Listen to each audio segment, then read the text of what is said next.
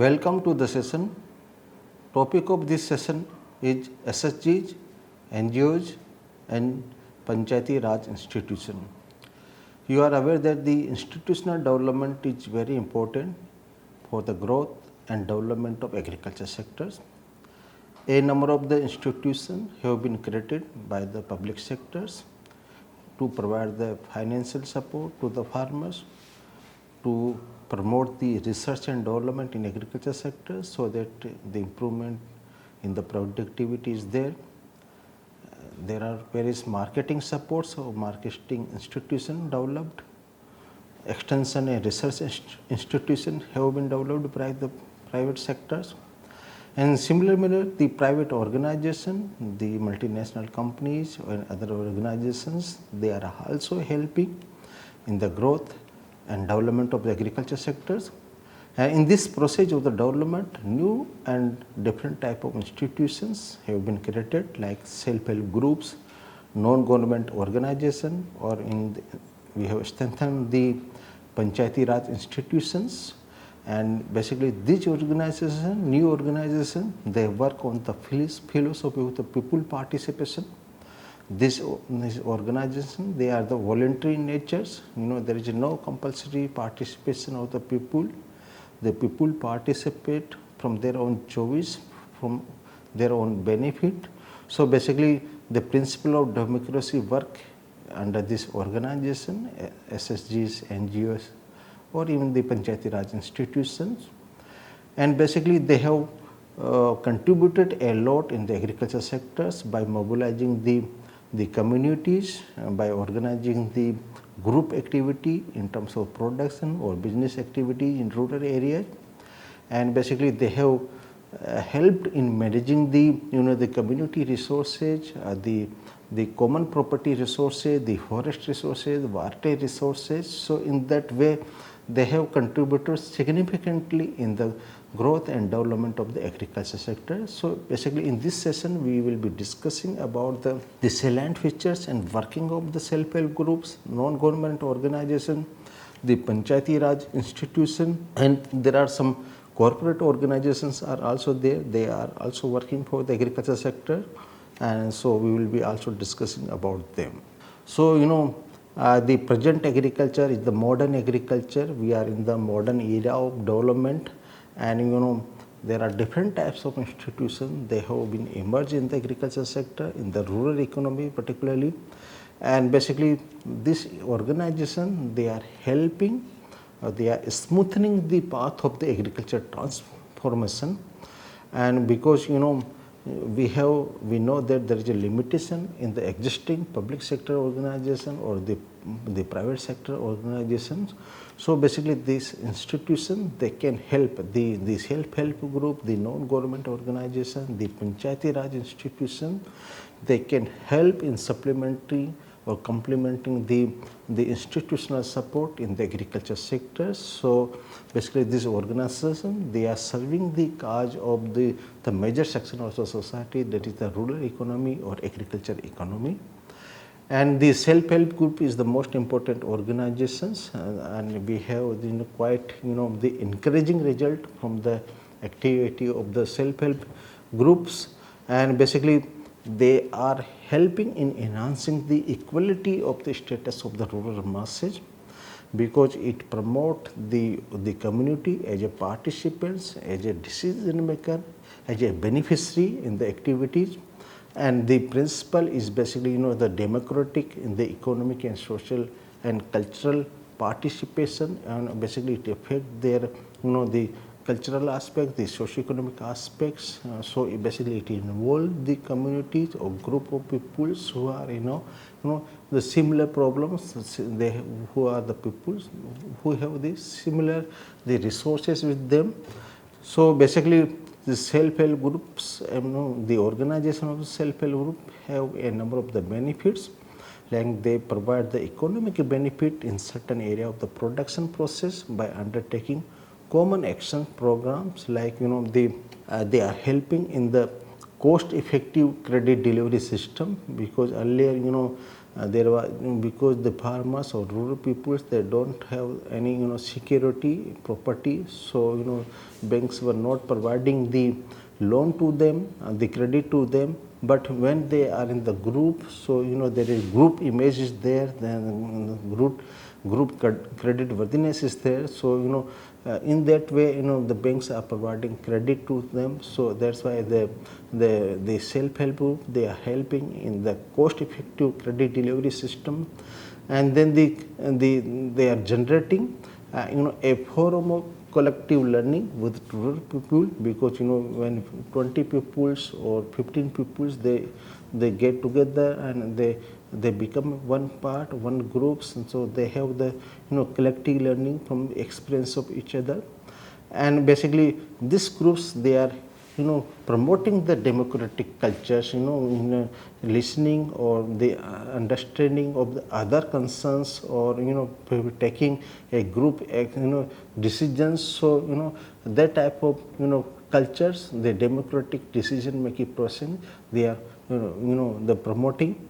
And basically the self-help groups provide a firm base for dialogue and cooperation in program with in other institutions. So basically they have the collective strength or group strength, so they provide them a solid base, and they can present their problem in a more effective way with the government organization. So that's why they are providing a firm base for the dialogue and cooperation with the other organization. And the self-help, they possess a credibility and power to ensure participation, because group of pupils, they are there, they have the one decision, so that provide a power to the the groups. And this self-help group also helping to assess the individual members' management capacity, because self-help groups are basically for undertaking some production activity or the business activity. And while they undertake these activities, the people, they understand what are their capacities, their management capacity, and what are there is some good points, good characteristics they can identify by doing the activities. And when we talk about the salient features of the self-help groups, basically they are in the small size, usually limited to the less than 20 member per groups. So it is a group of small people. Number of pupils are less than 20. And basically the members of the groups, the self-help groups, are basically resident of the same area, same locality, and they have some kind of affinity with each others, because they are living in the same area, because they are doing the same kind of the activities. So they have some kind of affinity, connectiveness is there among the members. And basically homogeneity is the most important aspect of the self-help group, because their socio-cultural or economic conditions are same. They have the same level of the living standards, so level of living is also them among the member. And the another important point of the self-help group is the periodic meetings. Once in a week or the fortnightly, they conduct the meeting, they take the decisions about the organization activities, and they implement and then the review. So so there is no confusion or some misinformation among the members. And the self-help groups also inculcating the habit of thrifts. They are motivating or promoting the saving among the members based on their economic activities, and they generate the common fund through the contribution from the members based on their regular saving from the activities. And then they provide the lending to its member, they provide the credit to the members from either from their saving or from the credit taken from the loan to the group, and from that loan or credit they provide the money to the member. And basically they are availing the credit support from the financial institution with collateral substitutes. So there is no need to give some collateral or property as a security based on their group image or group in the performance or group creditability, they get the loan from the financial institution like bank. And when we talk about the management of self-help groups, basically the process of group formation is take around 6 months to the 1 year.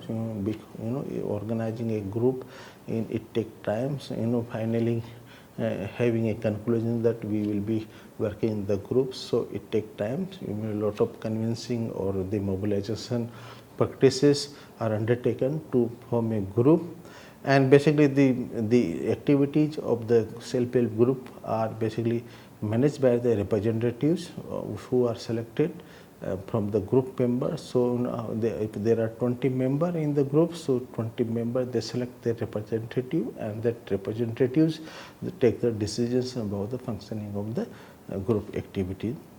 And based on the self-help groups, the government of India started the microfinance and this microfinance activity to provide the credit support to the farmers or the poor peoples who are living in the urban area or semi-urban area. And basically under this program, the credit is provided by the bank to the group, not as an individual member.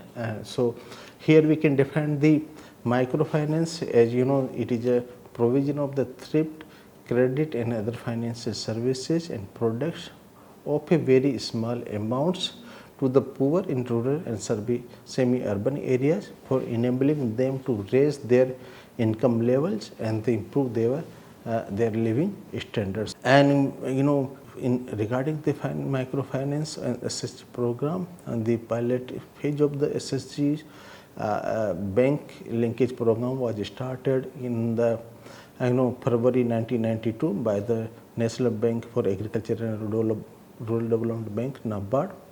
And this was considered as a landmark development in the banking with the poor. So before that the banking the banking services was available, the credit services was available to the resource rich farmers or the society, because the small farmers or poor farmers who do not have the collateral security, they were not getting the loan.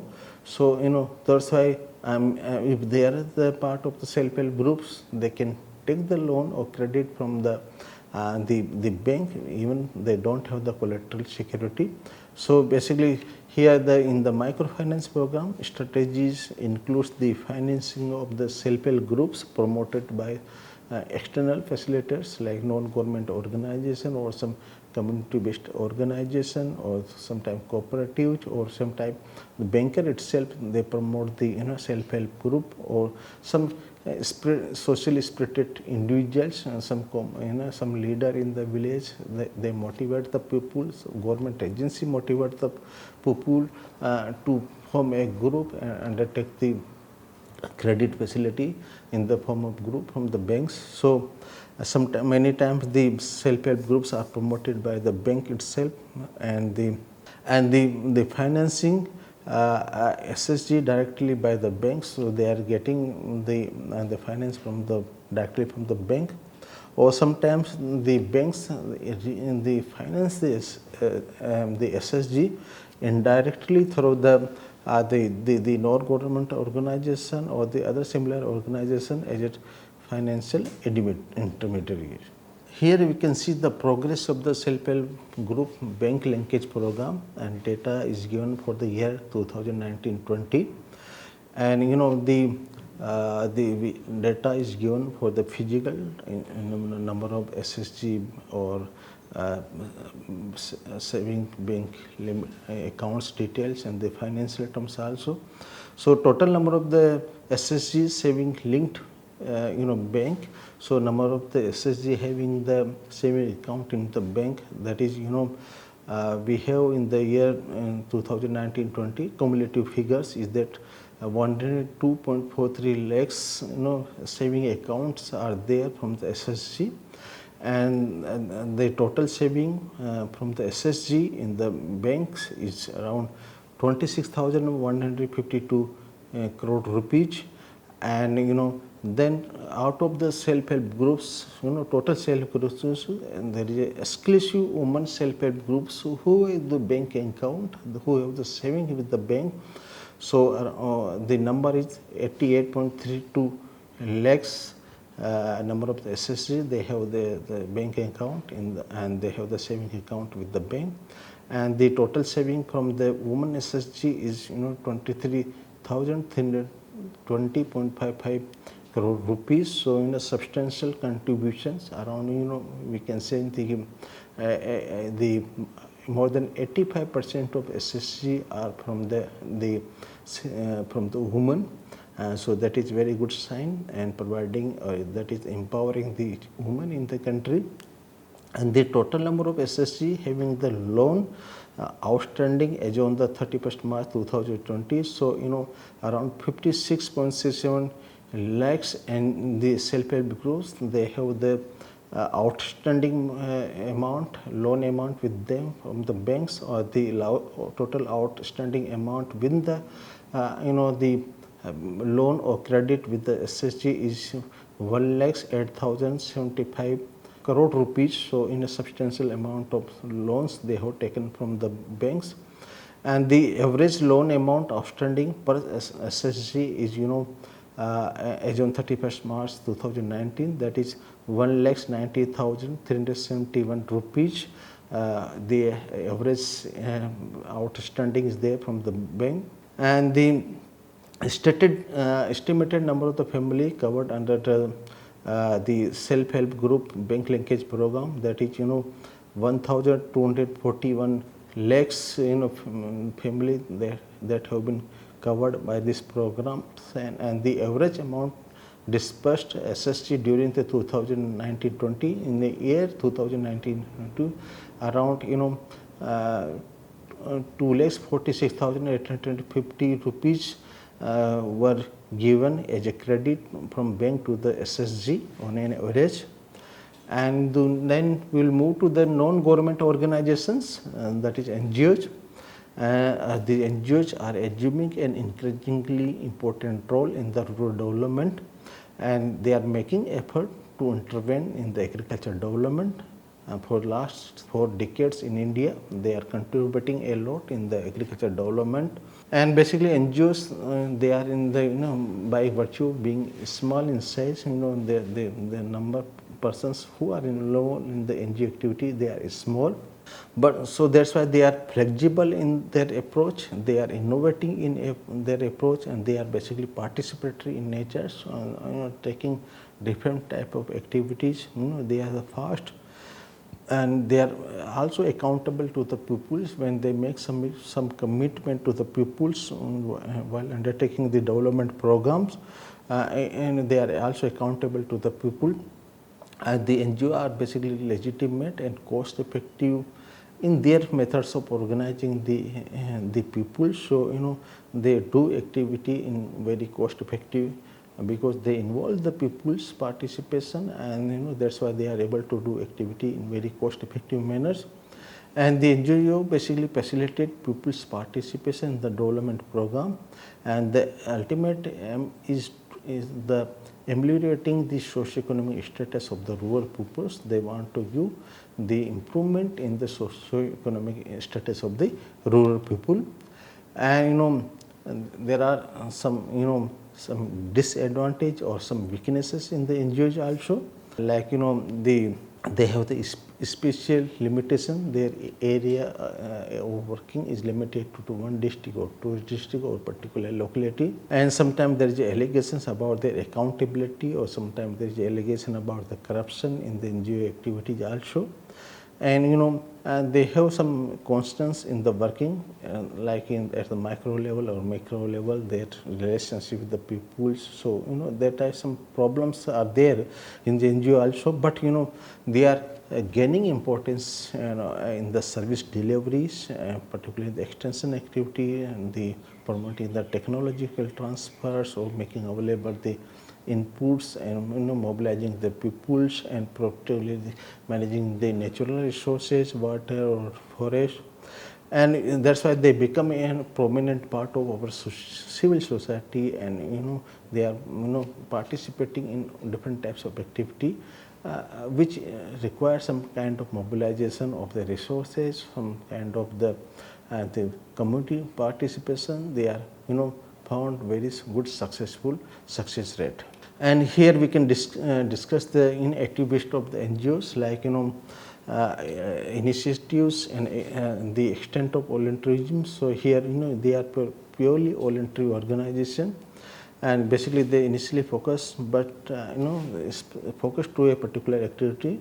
Later on they may replicate it, and then about the memberships of the NGOs, basically it is unstructured.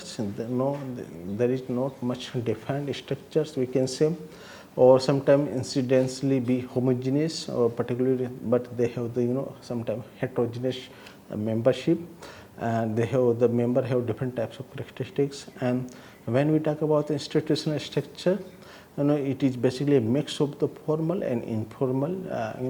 People's involvement is also there, and some chairperson or the vice chairperson or the secretary, some formal structure is also there. And about the profit sharing, it is not predetermined, and they are flexible arrangements. They have the flexible arrangement, usually not profit sharing, and they are the usually not profit making organization. And the interface with the states, it is optional. Sometimes there is a interaction with the state that is on the issue base, and spread effect, and basically they are confined to a particular issues. If the NGO is working in the environmental sectors, he will focus on the environmental aspect. And the sustainability NGOs, that is also basically issue based, and basically it is fragile sometimes. And the participation of the NGOs also basically is issue based or state based. And the role of NGOs, when we talk about, they are playing a good role, and they are basically serving as a link between the state, that is the donors or development agency, and the ultimate beneficiaries like farmers or rural communities. So they are basically a link, and their role is basically a catalytic roles. They are basically catalytic agency in provoking and activating the rural development activities, and they undertake different tasks, like basically they organize the deprived classes for their development, and they activate the system and make it respond, and basically they illustrate how to use the local resources and distribute the gain among the communities. And then they also basically activate the community to become self-reliant, self-sustained. So they mobilize the community and initiate the activity for the benefit of the community. And basically the NGOs, they can supplement, or sometimes they augment the state efforts, the state development programs by the governments, so they can supplement them. And they are also helping in building the organizations for market oriented productions. To have the commercial activities, they sometimes organize the people in the self-help groups or the farmers produce organization, like that. And they basically empower the individuals through the conscious building or in the process of the education. So they provide the education, so conscious building.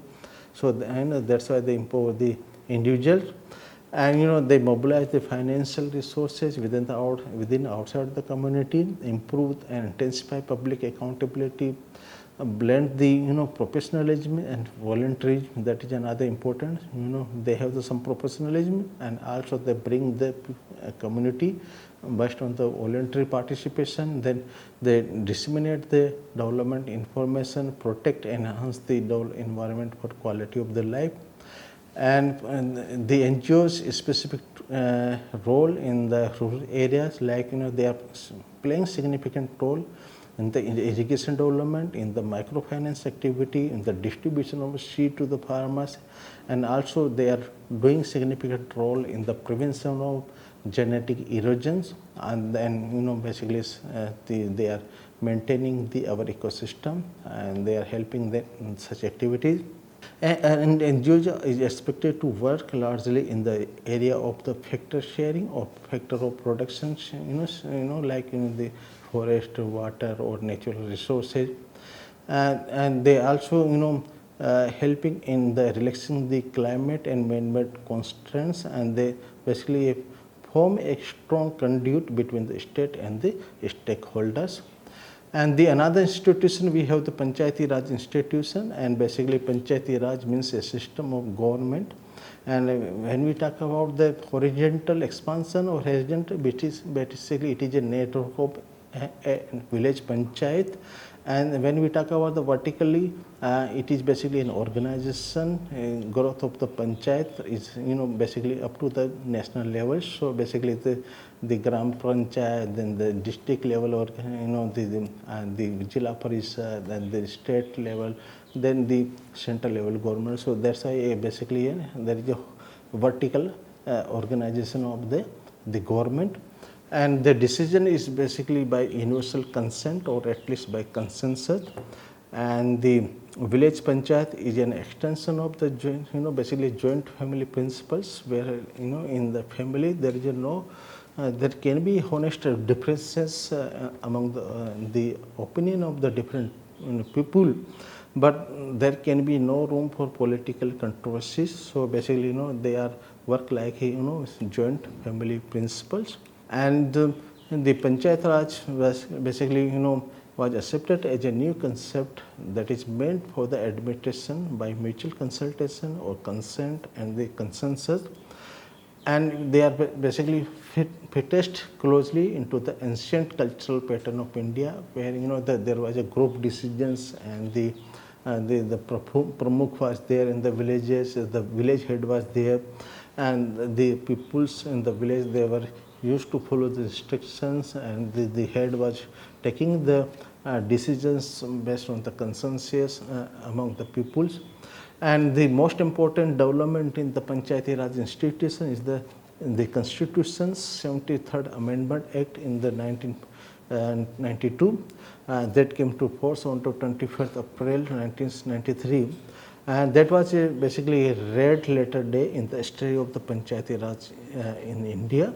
That amendment provided a constitutional status to the Panchayati Raj institution in the country. And we have the three-tier system of Panchayati Raj in all the states, having the population of more than 20 lakhs.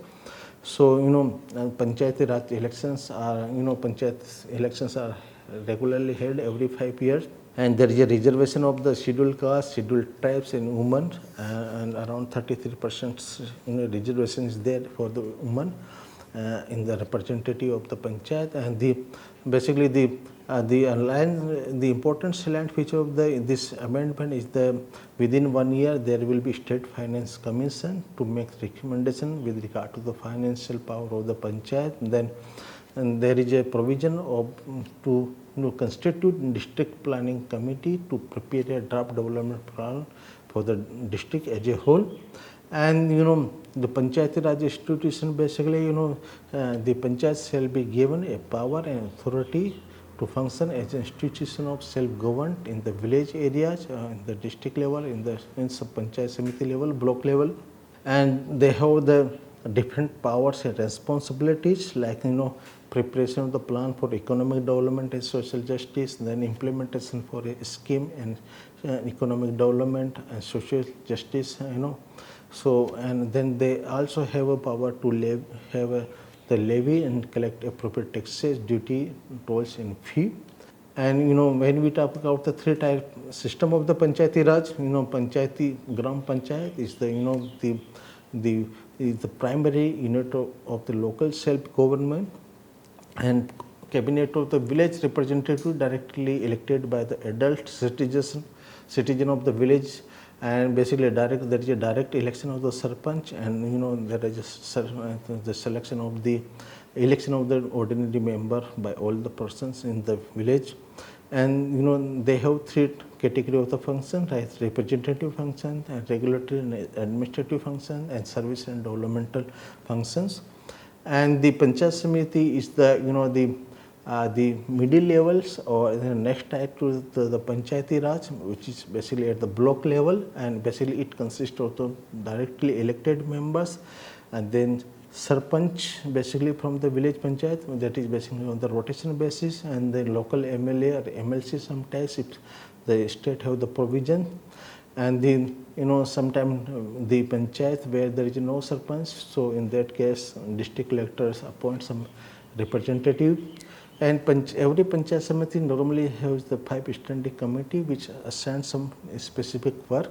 And then we have the ZILLA PARISHAD at the district levels, and that is the highest tier of the Panchayati Raj, which is operating at the district levels. So here it also consists of directly elected members, then all president of the Panchayat Samitis and district collectors, and the local MLA, MLC, if there is a right to vote. And election of chairman of ZILLA PARISHAD basically is done by directly elected members in the district, and again they have some standing committee to, and all the panchayats, the Panchayat Samiti and the ZILLA PARISHAD, they have very specified functions, like Gram Panchayat undertake the sanitation, conservation and water supply work. They also do the construction and maintenance on the roads, the bridge and drain. They also promote the agriculture or the cooperatives and cottage industry in the area. Panchayat Samiti, basically they have the administration of the block, and all the executive all the programs under the community development, and then they also approve the panchayat budget, and then they manage the elementary schools and promote the agriculture and cottage industry. And the ZILLA PARISHAD, basically they approve the Panchayat Samiti budget, and then they also have the distribution of fund among the Panchayat Samiti. Then they coordinate the plans and supervise the activity of the Samiti. Then they advise the government on the development activities. Then also they maintain the schools and other education institutions. And the last non-government organization, we can say the corporate sector. So basically agro-industry and corporate sector, they also got a good priority in the economic development of the rural sector in India. And they are basically involved in the manufacturing sectors in the India, and they are contributing substantially to the employment and income generation activities. And there are different models, like cooperative organization model, AMUL model is there. The government organization model like SP Himachal Pradesh processing and marketing corporation is there. And then private multinational partnering with the farmers model, that is PepsiCo model is also there. And then we have the private input industries under the corporate sector. And now we can sum up the session that the role of SHG, Panchayati Raj institution, NGOs and corporate sectors, their role is in encouraging in agriculture development, and we need to provide the greater space and responsibility to the Panchayati Raj institutions to undertake the people-oriented activity. And NGOs basically they help in mobilizing the peoples to undertake the activity, and the corporate sector is also helping in providing the inputs to the agriculture sector, in managing the post-harvest activities and value addition activities. So there are good models available of the different organizations, or apart from the government and private sector organizations, which are helping in the rural development and which are helping in the agriculture development. Thank you very much.